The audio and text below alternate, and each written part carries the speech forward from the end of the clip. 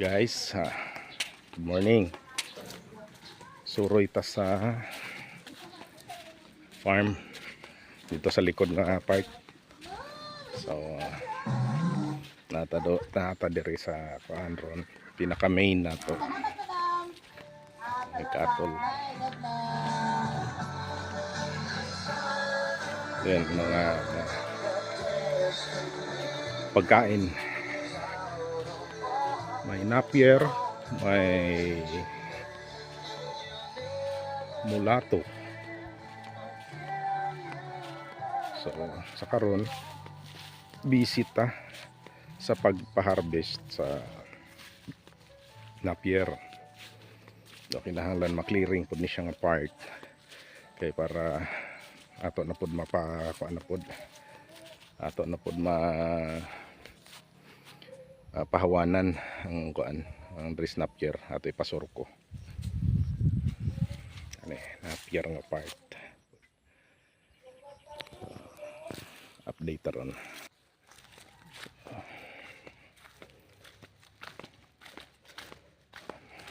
Sulod ta diri sa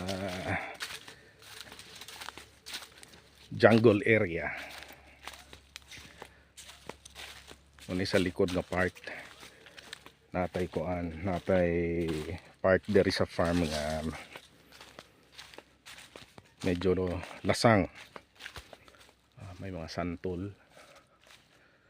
Then may mga wild tree.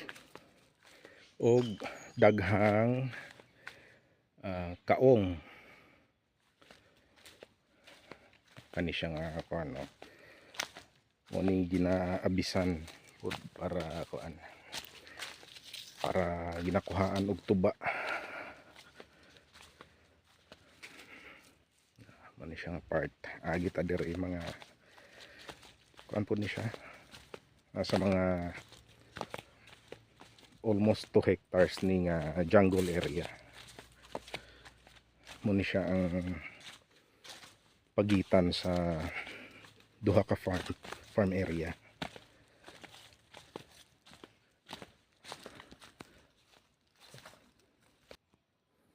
Mani siya natay kuan diri, natay mga saging pod kapit na matapas gulang nakuli daghan ang talapson, daghan talapson ng saging.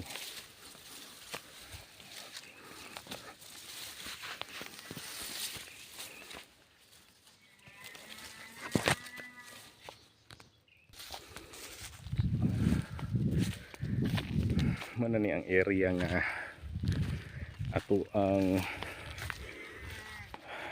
dugang expansion nato sa tubo.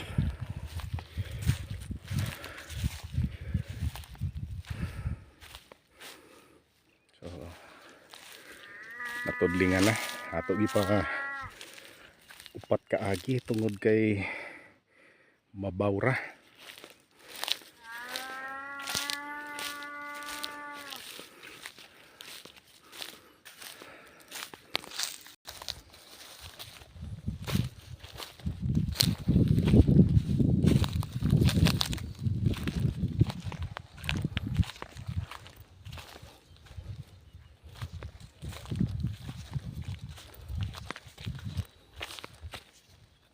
So muni ang sistema namo sa pagtanom sa tubo.